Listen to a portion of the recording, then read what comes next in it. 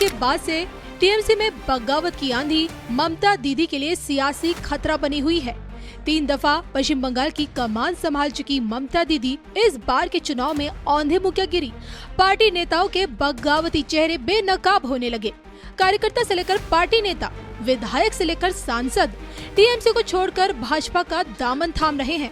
आलम यह है कि बगावत की इसी लहर में 19 से 20 सांसद और 50 से 64 विधायक पार्टी से अलग होकर बागी खेमा बना चुके हैं। टीएमसी में मची इसी घमासान के बीच दीदी की घर वापसी के भी कयास लगाए जा रहे हैं। पिछले दिनों इंडिया गठबंधन की बैठक में कांग्रेस आलाकमान सोनिया गांधी ने दीदी को शेरनी क्या बताया। राजनीतिक गलियारे में टीएमसी के कांग्रेस में विलय होने की अटकलें लगनी शुरू हो गयी। हालांकि कांग्रेस में विलय को ममता बनर्जी तैयार है या नहीं, ये कोई नहीं जानता। और ऐसे में सबसे बड़ा सवाल ये कि घायल शेरनी क्या इंडिया गठबंधन को जिंदा कर सकेंगी? क्या विपक्षी दलों की सरताज बनकर मोदी सरकार को सत्ता से उखाड़ फेंकेंगी? राहुल गांधी के कहे अनुसार अगर अगला लोकसभा चुनाव इंडिया गठबंधन के नाम है तो क्या दीदी गठबंधन की एकता को बनाए रख पाने में सफल हो पाएंगी? इसी पर आध्यात्मिक गुरु स्वामी योजी का राजनीतिक विश्लेषण क्या कहता है, सुनिए सिर्फ और सिर्फ धर्म ज्ञान पर। अब जो कि देखिए बंगाल को अपना योगी मिल चुका है, शुभेंदु अधिकारी, और जैसे ही बंगाल को अपना योगी मिला आपकी भविष्यवाणी भी सत्य हुई, ममता दीदी के हारने की भविष्यवाणी। अब लोग आपसे ये भी जानना चाहते हैं, दीदी के हारने की तो आपने तस्वीर दिखा दी थी, लेकिन क्या अब उनके हाथ से खुद की पार्टी टीएमसी भी चली जाएगी? अगर आपको याद हो तो मैंने शायद आपके चैनल पे भी कहा है, मेरे चैनल पे भी है, बंगाल ऑन टाइगर, मैंने उसमें स्पष्ट कहा था कि ये जब पावर से बाहर हो जाएंगी तो उनका अंत बड़ा दुखद होगा। दीदी का अब समय जो है कभी भी ऊपर नहीं आ सकता, ऐसा मैं नहीं, ज्योतिष शास्त्र कहता है, उनकी कुंडली कहती है।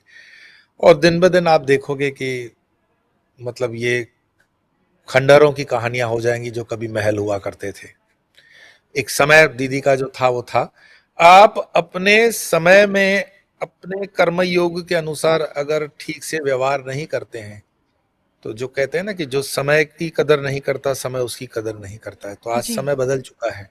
आपने देखा बंगाल में कोई जानबूझ करके अभिषेक मुखर्जी को नहीं मार रहा था, दीदी जी के भतीजे को अंडे पड़ रहे थे, लोग मार रहे थे, टीएमसी के गुंडों को लोग मार रहे हैं, कोई बरगला नहीं रहा है। उनका पाप, उनका जो प्रारब्ध है, उनके जो कर्म है वही उनको मरवा रहे हैं।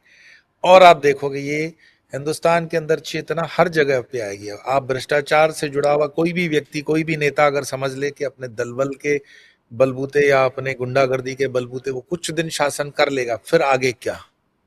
आगे तो जनता ही जनार्दन होगी। और बंगाल में वो समय आप देख रहे हो, जनता जनार्दन हो रही है, आंखों के सामने है सब। बिल्कुल, यानी कि दीदी के पाप का घड़ा भर चुका है। लेकिन देखिए ना, समय बदलते वक्त नहीं लगता है।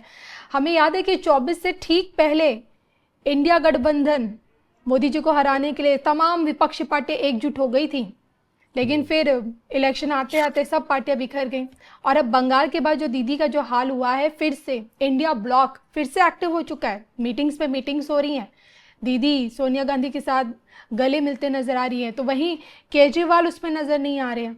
तो समझना चाहती हूँ इंडिया ब्लॉक का भविष्य क्या कहता है अब जो दोबारा से ये एक्टिव हुआ है? क्या आपको लगता है कि यहाँ दीदी कहीं एक्टिव हो पाएगी? नहीं, आप इंडिया ब्लॉक जो नाम बोलते हो, ये नाम एक्चुअली इंडिया ब्लॉक होना ही नहीं चाहिए। ये परिवारवाद का ब्लॉक है। इसमें आप हर एक पार्टी का नाम लेते जाइए।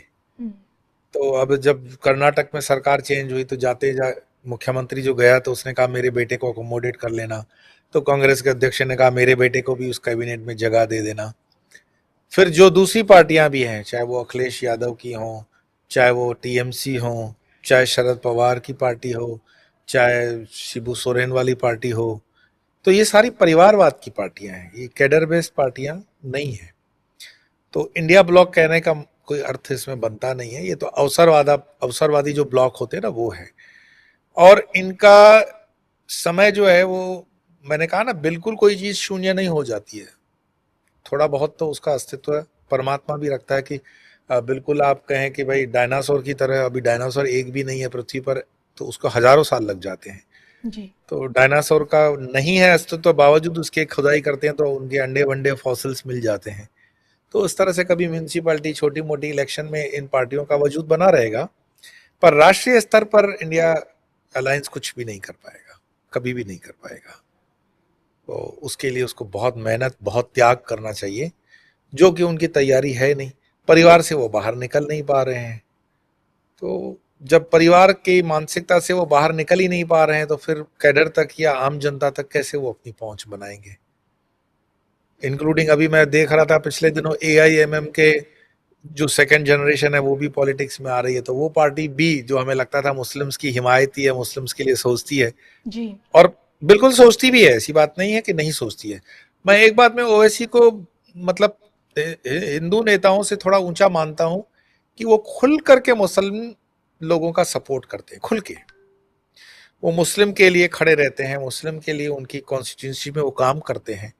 हमारे हिंदू नेताओं को थोड़ा सा इसमें सोचना चाहिए, समझना चाहिए। जिस तरह से ओवैसी निष्ठापूर्वक मुस्लिम्स का काम कर रहे हैं, तो जो हिंदू वोट देकर के हम हिंदू नेताओं को पहुंचाते हैं वो काम क्यों नहीं कर पा रहे हैं।